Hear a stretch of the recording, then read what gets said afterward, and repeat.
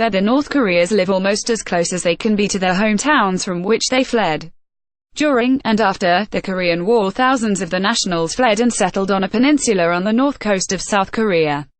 It soon became known as Abai village, meaning grandfather in the dialect of the North's Hamgyong region, where many of them came from. The dwindling number of first-generation settlers feel a strong connection with the North, where many have families.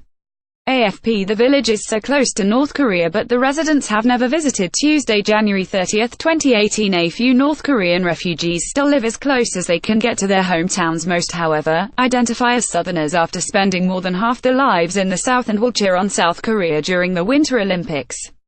Hwang Seung-Hwan, 81, who arrived as a teenager, said, "We must cheer for our team, because I'm South Korean." Many refugees thought they would be able to return to their homes after the war ended, but it ended with an armistice rather than a treaty, leaving the two Koreas technically in a state of war, and the peninsula divided along the 38th parallel by a demilitarized zone. The sandy beaches of the little village were even used as the filming location for a popular TV drama, and it has since become a bustling weekend destination for South Koreans. A fishing village, it has a host of fine seafood restaurants owned by local fishermen. But with no civilian communications between the two Koreas, the villagers have never been able to contact their relatives, let alone visit. They are hopeful about the tentative thaw in tensions between the North and South that the Olympics has brought.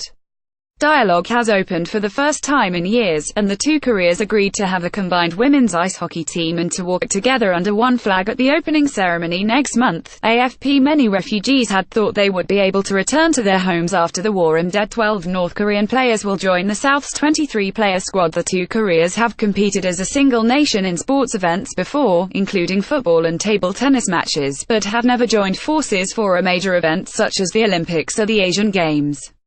The Olympics begin on Thursday, February 8. The decision to join together as one team has angered many in the South, with dozens of demonstrators torching effigies of the North Korea leader when a delegation from the secretive state arrived in South Korea for talks on the Winter Olympics.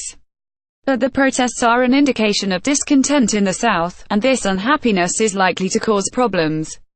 Robert A. Manning, resident senior fellow at the Atlantic Council, told Express.co.uk, "Public opinion in the South is divided, roughly 50-50. This division, these internal tensions and Kim's unrelenting nuclear ambitions are likely to limit if not unsettle the Olympics thaw, which will be problematic after March in any case, as the US ROK military exercises will ramp up."